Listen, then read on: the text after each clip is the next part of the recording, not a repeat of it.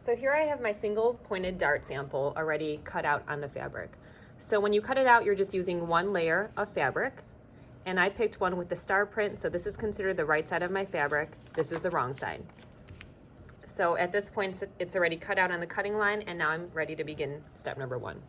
So step number one says to trace the dart on the wrong side of the fabric. So you're first going to need tracing paper and also a tracing wheel. And you're gonna pick a color that will stick out or be apparent on your fabric. So I chose a bright yellow on this blue fabric. And then as I showed you earlier, this was the right side and this is the wrong side. So when I trace, I want my tracing paper, the colored side, to be touching the wrong side of my fabric. So in this case, I'm gonna go ahead and lay out my fabric with the wrong side touching the yellow. And then now I'm going to trace the dart on the wrong side of the fabric, exactly on the lines. So pressing hard on each one of these lines, you're gonna trace it. Try to do it in one smooth motion instead of going back and forth. Okay, and then where you see each one of these dots, go ahead and just draw in an X. This will help you to pin accurately.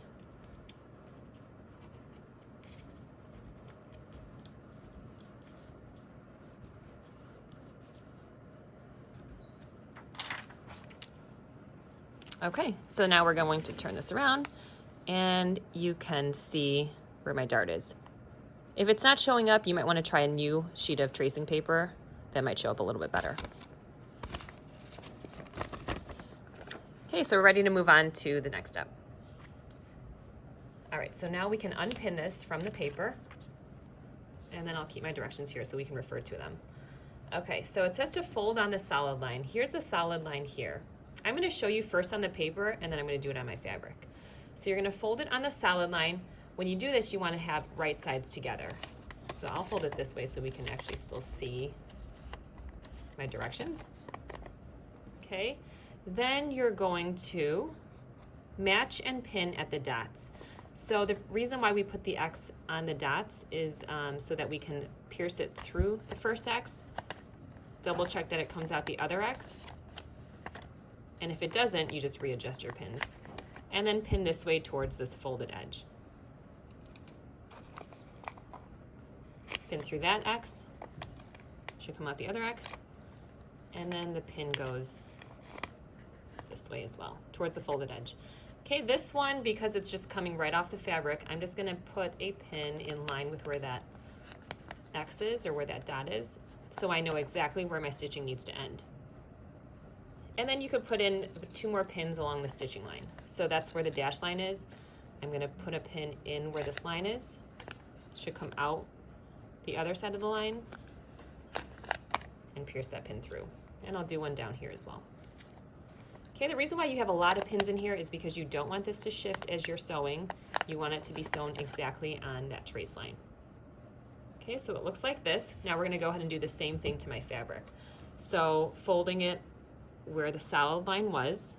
So here's my solid line. I'm gonna fold it with my star side touching, because that's the right side of my fabric. Just like so. I'm going to find where my X is.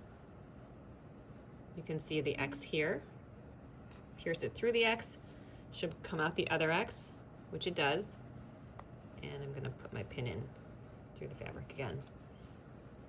Going to the top here, in through this X. Should come out the other X.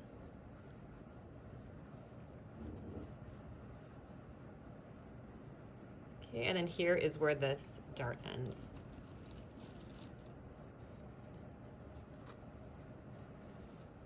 Okay, and then I'm just putting 2 more pins in the stitching line.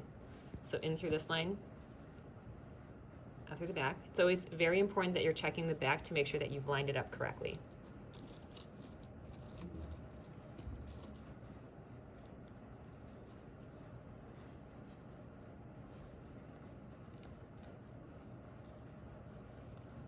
Okay, so now I have 5 pins in there and I'm ready to start sewing. Okay, we're ready to begin sewing our single pointed dart now. So what I did, because it was hard for you to see on camera, I went in with a marking pencil just to darken in that line so you could see where I'm sewing. What we're gonna be doing is we're gonna start from the wide end and you're going to backstitch here. You're gonna follow this trace line here all the way down until you reach the bottom here. When you reach this point, you're gonna run it off your fabric and tie a hand knot.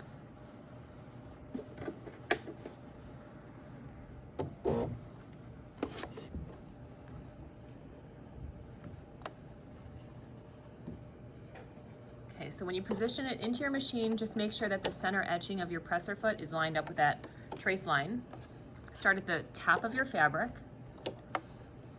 and you're going to backstitch after you sew the first 3 stitches.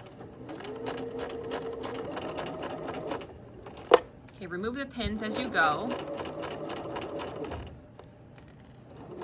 And the whole time I'm lining it up with this blue line that you can see on camera here. Okay, as I'm reaching the end here, remove that pin, and you're gonna let the thread run off the fabric, just like so. And then you don't wanna snip it off right there. You wanna leave a tail. So about a good 4 or 5 inches is good. So right here. And then last step is we need to secure the end of this. So we're gonna tie a hand knot. So a simple way to do this is to put the threads around your finger. This is why you need a long strand of thread. And then I take the loop and I bring the ends through the loop like so. Okay, and then to secure the knot exactly where I want it, which is right on the fabric, my trick to doing this is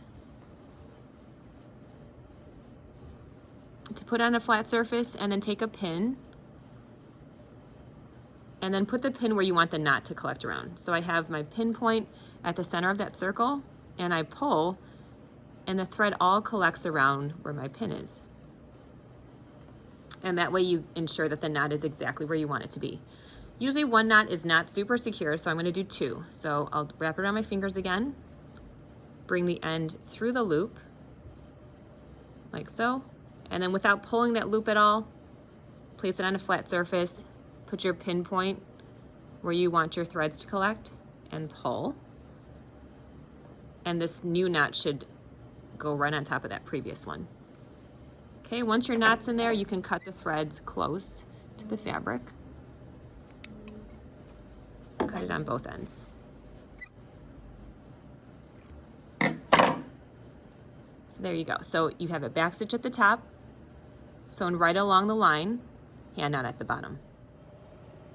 Okay, so for our final step for the single pointed dart, we're at the iron, and what we want to do is we want to press along the seam. This just makes sure that the dart lays flat and that it's a nice crisp finish. So what you want to do is you want to use your pressing ham. Pressing hams are used to press curved areas of a garment, and because a dart does not lay totally flat, this helps to make sure that it's pressed exactly along the seam without creating any creases along this, this part of the fabric. Okay, so depending on your dart and where it's positioned in the garment, on this sample, it doesn't really matter which way you put the dart, either to the left or to the right. But if this were on an actual garment, let's say this was on a skirt, you want the darts pressed towards either the center front of the skirt or the center back. If it's a horizontal dart, like this, if it's on a blouse, let's say as a bust dart, you want the dart always pressed downward. Okay, but again, for the sample, it doesn't really matter in which direction we press it, so I'll just press it this way. So spread out the seam so it's going right along that seam, and then just iron it, making sure that you're ironing exactly to the point here, and don't create any additional creases. You can turn it on the right side and just spread it out, make sure that it's right along the seam.